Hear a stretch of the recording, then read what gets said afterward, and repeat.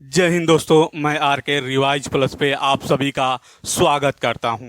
दोस्तों, आज के क्लास में हम लोग देखेंगे हिंदी भाषा का विकास। हिंदी भाषा का विकास क्या हम लोग देखेंगे? हिंदी भाषा का विकास। हिंदी भाषा के विकास में हम लोग पिछले क्लास में देखे थे कि हिंदी शब्द की उत्पत्ति कैसे हुई, हिंदी शब्द की उत्पत्ति के पीछे किनका योगदान रहा, हिंदी शब्द किस भाषा का शब्द है और हिंदी शब्द किस शब्द से बना है। आज हम लोग देखेंगे भाषा के बारे में। क्या हम लोग देखेंगे? भाषा के बारे में कि भाषा शब्द कैसे बना है, भाषा किसे कहते हैं और भाषा के विविध रूप को देखेंगे यहाँ पे हम लोग।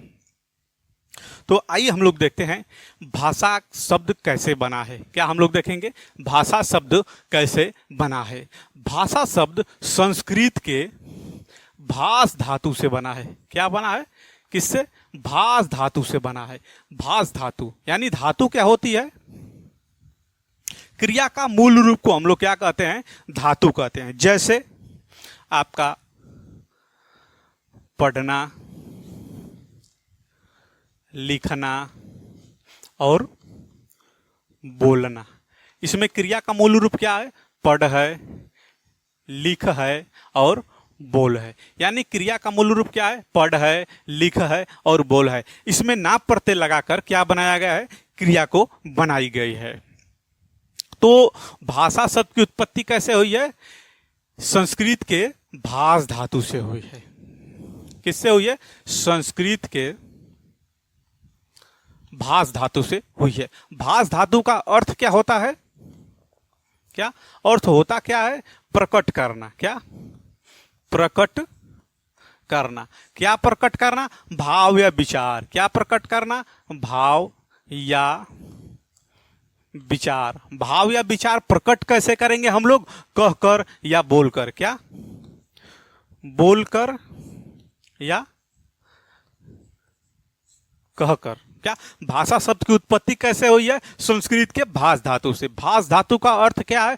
प्रकट करना या क्या करना? प्रकट करना। क्या प्रकट करना? भाव या विचार। भाव या विचार को प्रकट कैसे करेंगे हम लोग? बोलकर या कहकर। अब हम लोग देखेंगे कि भाषा शब्द बना कैसे है। क्या? जो भाषा है, जो भाषा शब्द आपका संस्कृत के भास धातु से बना है। भास धातु में अंग प्रत्यय जोड़ेंगे। क्या जोड़ेंगे? अंग प्रत्यय। जब अंग प्रत्यय जोड़ेंगे तो अंग प्रत्यय में क्या शेष बचता है? अवशेष बचता है। शेष क्या बचता है? अंग प्रत्यय में अवशेष बचता है। तो जब इस अ को भास में जोड़ा जाएगा तो क्या होगा? आपका भास हो जाएगा, इसका हलंत हट जाएगा। अब इस भास में क्या जोड़ा जाएगा? टाप प्रत्यय। क्या जोड़ेंगे इस भास में हम लोग? टाप प्रत्यय। जब टाप प्रत्यय जोड़ेंगे तो टाप प्रत्यय में क्या शेष बचता है? आशेष बचता है। क्या शेष बचता है? आशेष बचता है। किसमें? टाप प्रत्यय में। क्योंकि इस प का लोप हो जाता है और इस टा में से आ को निकाला जाता है तो ये क्या इस पे हलंत लग जाता है तो इसका भी लोप हो जाता है। यानी बचता क्या है? आ बचता है। जब भास में आ को जोड़ा जाएगा तो बनेगा आपका क्या? भाषा बनेगा। क्या बनेगा? भाषा बनेगा। जो आपकी ये भाषा है, इस भाषा कितने प्रकार की? यानी भाषा होती है एक मौखिक, दूसरी होती है लिखित और तीसरी होती है सांकेतिक। क्या? सांकेतिक। लेकिन भाषा विज्ञान के अंतर्गत इस सांकेतिक भाषा पे प्रश्न चिन्ह उठता है। अच्छा, भाषा होता क्या है? भाषा है विचार विनिमय का माध्यम। क्या है? भाषा विचार विनिमय का माध्यम है। अच्छा, विचार विनिमय कैसे? हम यहाँ हैं और कोई दिल्ली में बैठा है, अगर उससे हमें संपर्क करना है तो किसको माध्यम बनाएंगे हम लोग? मोबाइल फोन को। किसको माध्यम बनाएंगे उससे बात करने के लिए? मोबाइल फोन को। तो माध्यम क्या हुआ? फोन हुआ। या हम लोग कह सकते हैं कि जैसे 4-4, 5-5 लोगों का 5 ग्रुप है। पांचों ग्रुप में किसी ग्रुप में पंजाबी बोली जा रही है, किसी ग्रुप में हिंदी बोली जा रही है, किसी ग्रुप में अंग्रेजी बोली जा रही है, किसी ग्रुप में तेलुगु। यानी जो अपना ग्रुप है, पांचों ग्रुप, उसमें अलग अलग भाषाओं में विचार विनिमय किया जा रहा है, यानी बात किया जा रहा है, यानी जो भी कुछ कहा जा रहा है, जो अपने विचारों को उसमें रखा जा रहा है और दूसरों को विचारों को स्पष्टता से समझा जा रहा है। तो उसे उन लोगों के बीच में जो बातें हो रही है, उन बातों का जो मीडियम यानी जो माध्यम है वह क्या है? भाषा है। कामता प्रसाद गुरु के अनुसार परिभाषा क्या है भाषा की? भाषा वह साधन है जिसके द्वारा मनुष्य अपने विचार दूसरों के सामने भली भांति प्रकट करता है और दूसरों के विचारों को स्पष्टता से समझता है। उसे हम लोग क्या कहते हैं? भाषा कहते हैं। लेकिन जो भाषा है यह तीन प्रकार से इसको बांटेंगे, एक मौखिक, एक लिखित और तीसरा सांकेतिक। तो सांकेतिक भाषा पे थोड़ा प्रश्न चिन्ह खड़ा हो गया, किसके अंतर्गत? भाषा विज्ञान के अंतर्गत। क्या प्रश्न खड़ा होता है कि कई बार हम संकेतों के माध्यम से भी विचार विनिमय करते हैं। क्या करते हैं? कई बार हम संकेतों के माध्यम से भी विचार विनिमय करते हैं। कैसे संकेत? जैसे हाथ के संकेत, जैसे कोई काम कर रहा है या कोई झटके से आ रहा है तो उसको हाथ का संकेत देकर उसको रोक देते हैं हम लोग। या ध्वनि के संकेत, जैसे घंटी बजाकर किसी को ये सूचित करना या ये संकेत करना कि दरवाजे पे कोई खड़ा हुआ है, या ताली बजाकर किसी का अभिवादन करना या उत्साहवर्धन करना, ये भी क्या है? संकेत में आता है। या आंखें मिचकाना या खांसना, जैसे घर में जब कोई बड़ा, जैसे भसुर या ससुर लोग जब घर के अंदर आते हैं तो वो लोग खांसते हैं। तो खांसना एक संकेत करते हैं कि उस घर की जो बहू बेटियां हैं वो अपना पर्दे को सही कर लें। ये भी क्या करते हैं? एक संकेतों के माध्यम से विचार विनिमय करते हैं। यहां तक कि रेलवे गार्ड लाल या हरी झंडी दिखाकर भी अपना विचार विनिमय करता है। तो क्या यह भाषा है? या ट्रैफिक पुलिस ट्रैफिक लाइट के द्वारा विचार विनिमय करती है, तो क्या इसे भाषा हम लोग कहते हैं? नहीं। भाषा क्यों नहीं है? क्योंकि इसमें कर्ण इंद्रियों का प्रयोग नहीं हुआ है। क्यों भाषा नहीं है? संकेत को क्यों भाषा नहीं कहते हैं? क्योंकि इसमें कर्ण इंद्रियों का प्रयोग नहीं हुआ है। क्योंकि हमारे मुख से कोई ध्वनि नहीं निकली। क्या? संकेत में हमारे मुख से कोई ध्वनि नहीं निकली और श्रोता ने उस ध्वनि का कोई अर्थ भी ग्रहण नहीं किया। केवल उसने अपनी आंखों से हमारे संकेत को देखा और उसके अनुरूप क्या किया? कार्य किया। इसीलिए सारे संकेत क्या हैं? भाषा में सम्मिलित नहीं किए जाते हैं। किस दृष्टि से? भाषा विज्ञान की दृष्टि से। किससे? भाषा विज्ञान की दृष्टि से। किस दृष्टि से? भाषा विज्ञान की दृष्टि से। तो अगर ये संकेत भाषा नहीं है तो फिर भाषा है क्या?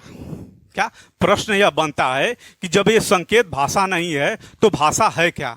तो एक भाषा वैज्ञानिकविद डॉक्टर भोलानाथ तिवारी एक स्टेटमेंट देते हैं। क्या कहते हैं? कि भाषा विज्ञान में हम जिस भाषा का अध्ययन या विश्लेषण करते हैं, क्या भोलानाथ तिवारी कहते क्या है कि भाषा विज्ञान में हम जिस भाषा का अध्ययन या विश्लेषण करते हैं वह इतनी व्यापक नहीं है कि हम उसमें संकेतों को या उन सभी साधनों को नहीं लेते हैं। किसके अंतर्गत? भाषा विज्ञान के अंतर्गत। या किसी पशु पक्षियों का नहीं, केवल बोल सकने वाले मनुष्यों का। तो अगर ये संकेत भाषा नहीं है तो संकेत है क्या? तो संकेत है विचार विनिमय करने का क्या है? तरीका है। क्या है? तरीका है। क्या संकेत है? क्या तरीका है। तो इन सब बातों से निष्कर्ष क्या निकलता है कि भाषा निश्चित प्रयत्नों के द्वारा जो मुख से निकली सार्थक ध्वनियों का जो एक समूह है जो वक्ता के विचार को श्रोता तक पहुंचाता है। कहने का मतलब कि जो वक्ता का विचार है यानी वक्ता के मुख से जो सार्थक ध्वनियों द्वारा जो विचार निकला है वो श्रोता तक पहुंचे और श्रोता उसका अर्थ ग्रहण करे। यानी जो भाषा की ध्वनि होती है वह सार्थक होती है तथा श्रोता को एक निश्चित अर्थ का बोध कराती है। क्या कराती है?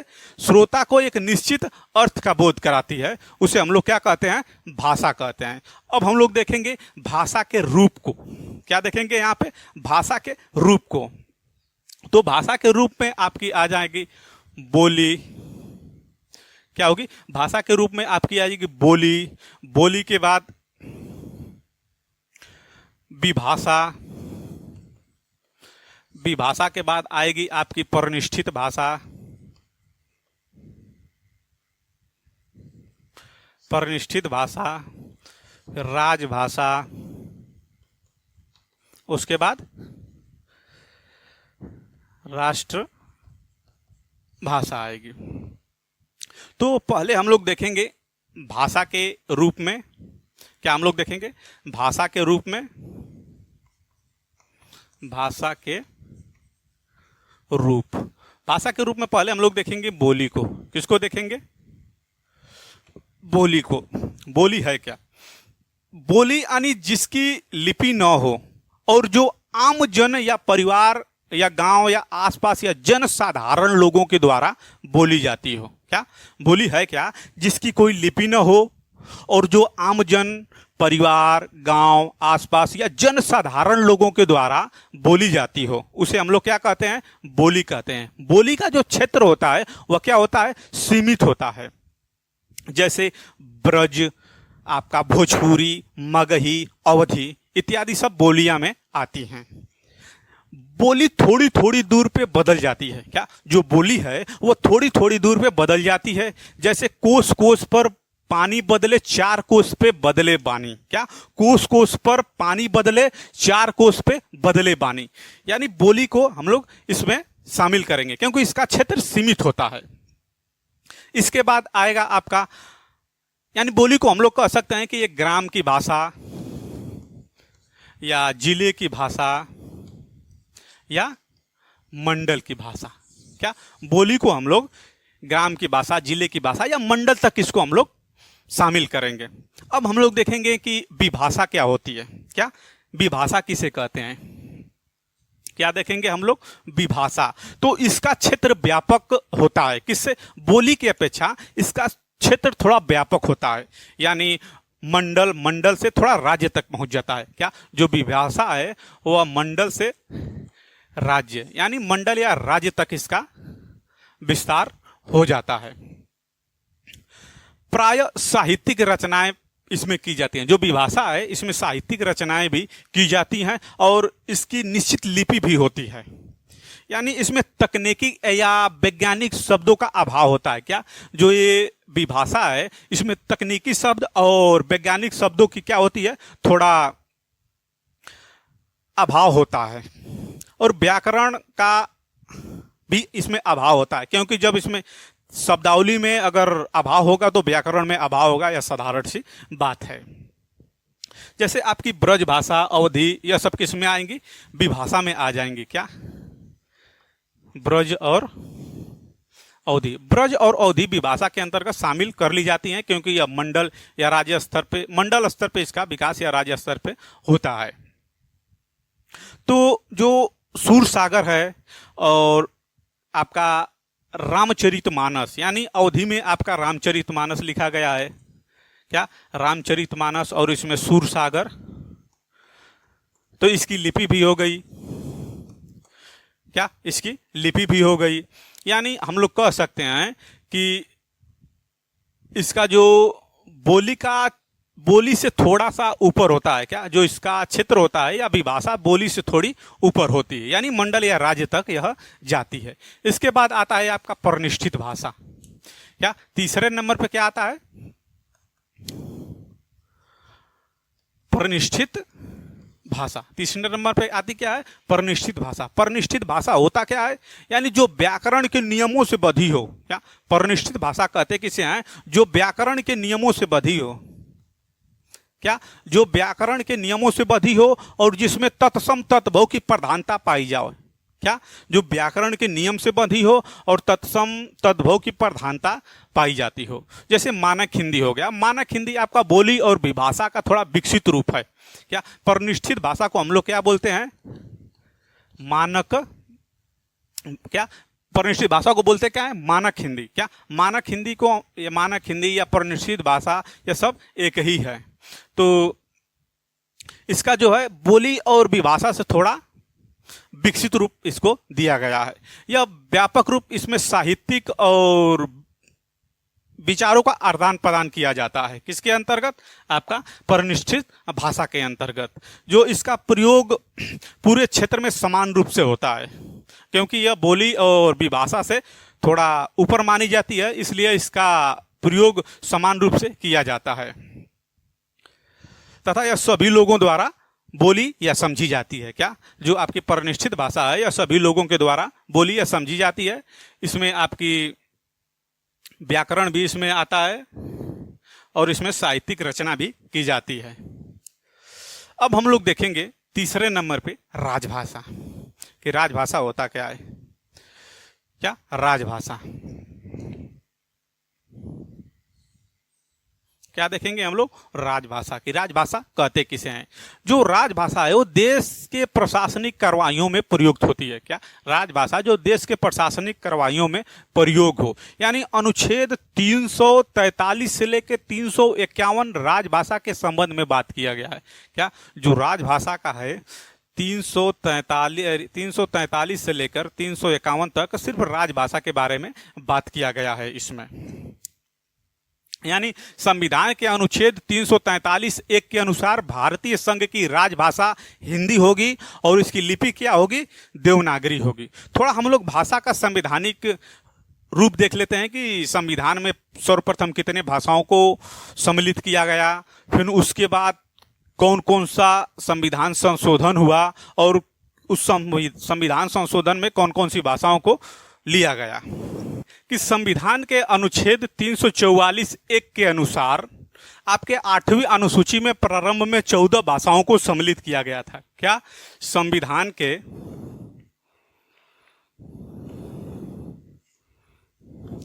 अनुच्छेद क्या? संविधान के अनुच्छेद 344(1) के अनुसार आपका जो 8वीं अनुसूची है,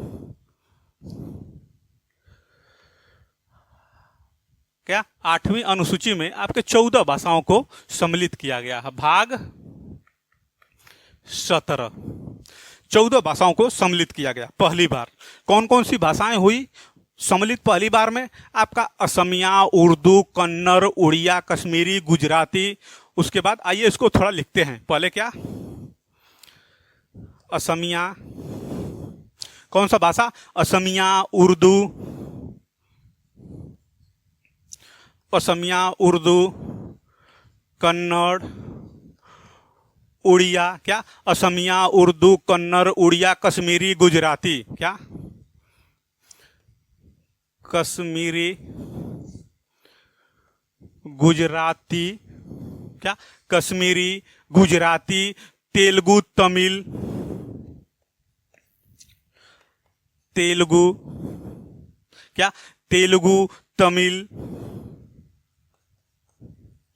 क्या? तेलुगु, तमिल, और उसके बाद आपका पंजाबी,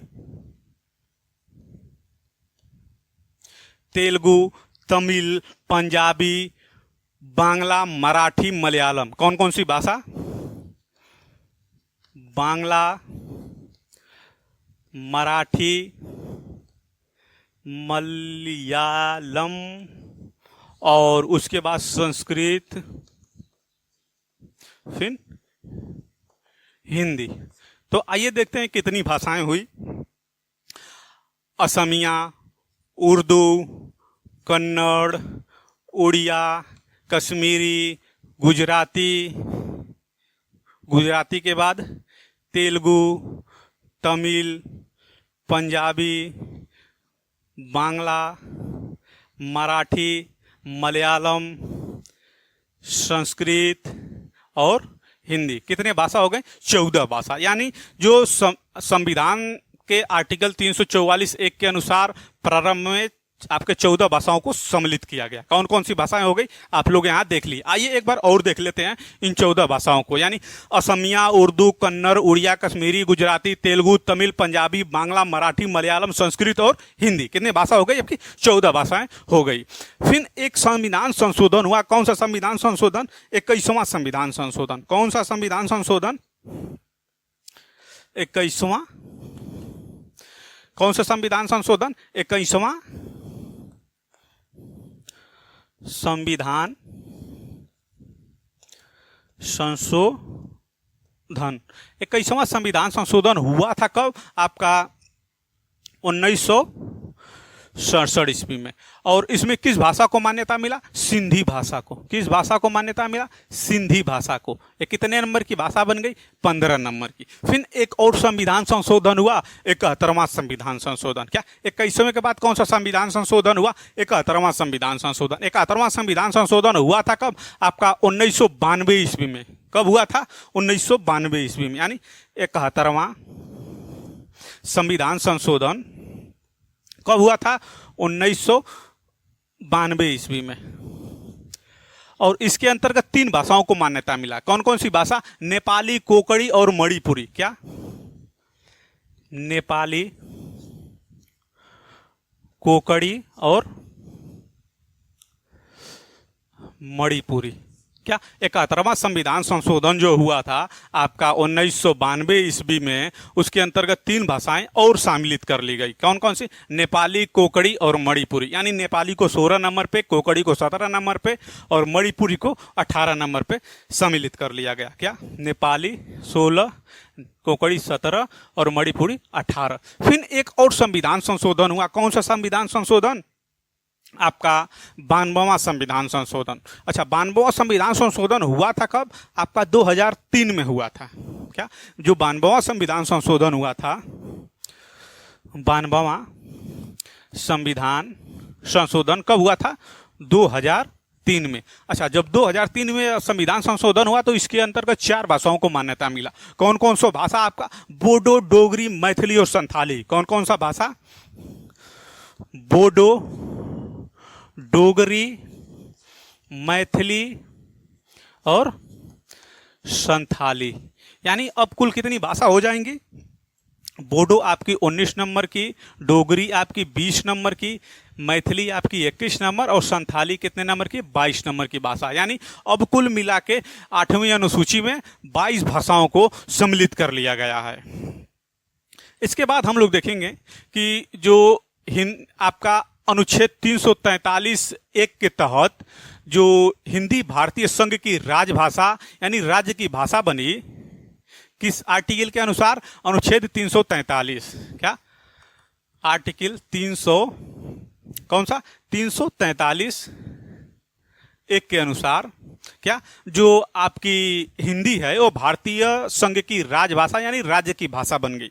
यानी भारत हिंदी भाषा भाषी क्षेत्र है। क्या? जो भारत है वह हिंदी भाषा भाषी क्षेत्र है। तो भारत के अंतर्गत हिंदी भाषा भाषी क्षेत्र है तो आपका 9 जो राज्य हैं उसमें क्या बोला जाता है? आपके हिंदी बोली जाती है। कौन कौन सा स्टेट में हिंदी बोली जाती है? आपका हो गया उत्तर प्रदेश, फिर बिहार, झारखंड, मध्य प्रदेश, फिर उसके बाद उत्तराखंड में भी बोला जाता है, हिमाचल प्रदेश, छत्तीसगढ़, राजस्थान, हरियाणा और उसके बाद जो दिल्ली है, दिल्ली में भी कुछ क्षेत्रों में आपकी हिंदी बोली जाती है कुछ जगह। फिर जो इन हिंदी भाषी क्षेत्र जो स्टेट हैं, इन स्टेट से जो सटे आपका स्टेट जैसे महाराष्ट्र, गुजरात, पश्चिम बंगाल या पंजाब, इसमें भी काफ़ी संख्या में या हिंदी बोलने वालों की अच्छी संख्या हो गई है। अच्छा, अब हम लोग देखेंगे थोड़ा आगे कि हिंदी को राजभाषा का मान्यता कब मिला। क्या? हिंदी को राजभाषा का मान्यता कब मिला? तो हिंदी को राजभाषा का मान्यता आपका 14 सितंबर 1900 कितना को? 49 को। क्या? 1949 को क्या मिला? आपका हिंदी को राजभाषा का दर्जा मिला। फिर हिंदी दिवस कब मनाया जाता है, यानी कब से मनाया जाता है? तो हिंदी दिवस 14 सितंबर 1953 से मनाया जाता है। कब से मनाया जाता है? 14 सितंबर 1900 आपका 53 से क्या मनाया जाता है? हिंदी दिवस। क्या? हिंदी दिवस। और ये क्या होगी?